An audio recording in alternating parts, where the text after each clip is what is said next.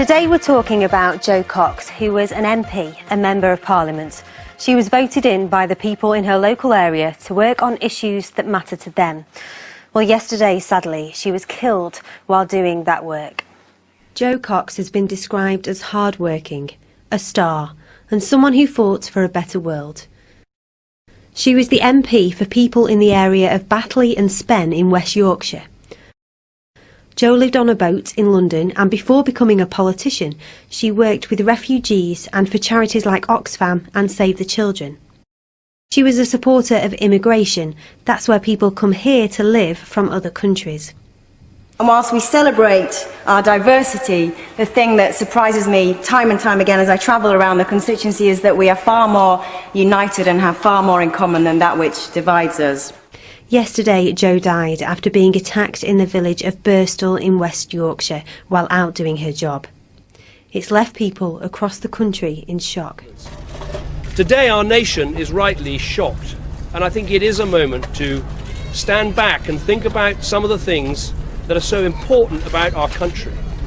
A man has been arrested by police.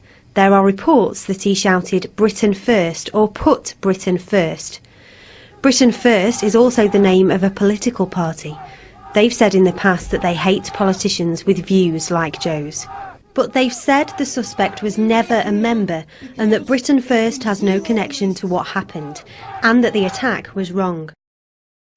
We don't yet know why it happened, but some people are asking whether hatred towards immigrants and politicians that support them could have played a part. Police are still investigating the event, which has shocked the world. It's important to remember that events like this are extremely rare, and if you're ever feeling upset by the news, then head to Newsround Online for advice on what to do. At first I thought all MPs was that boring, but when I met Jo Cox I knew some MPs were a really lively and funny character. And she was a really funny, caring person, going up and down the country, taking everyone's ideas and just trying to make the world a better place. When she told us that she was an MP, it was really understanding. She stood up for what she thought was right. It made a big difference to our community. Jo Cox liked to help loads of youth people and liked to help loads of people around the world. These are some of the flowers that people have brought here for Jo Cox. You can see this one here. It's from the staff and pupils at a local primary school with pictures of when Jo Cox took their assembly. Some people here have been very, very upset and haven't wanted to speak to the reporters. Others are asking why such a terrible thing happened to such a lovely person. None of the traditional noisy protests outside Parliament today. Just ever-increasing floral tributes. Messages of love, loss and respect. And it was a desperately subdued House of Commons which held an extraordinary gathering today to remember one of their own. A white rose of Yorkshire on each and every lapel.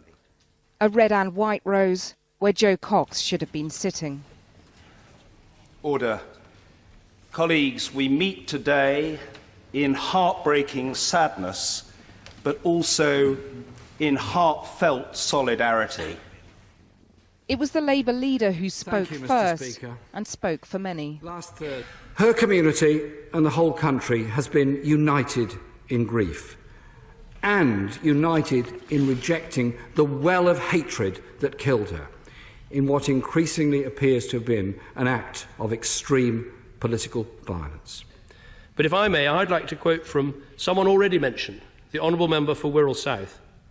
Jo, we mourn your loss, yet know that all you stood for is unbreakable.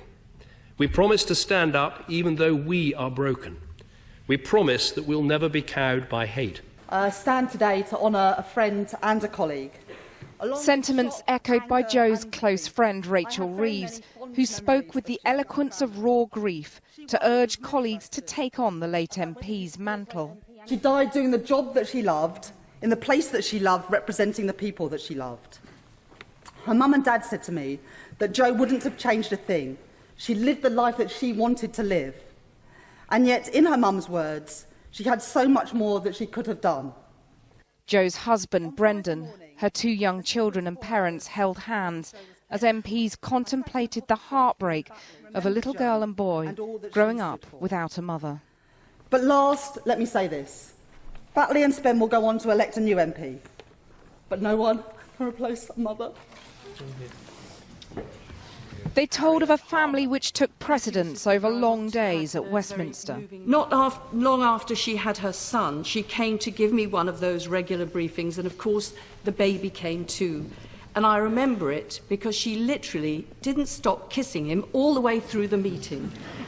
And when she had her daughter, she was still there for the women who were trying to become candidates, texting them support, phoning to commiserate if they didn't make it, urging them to try again.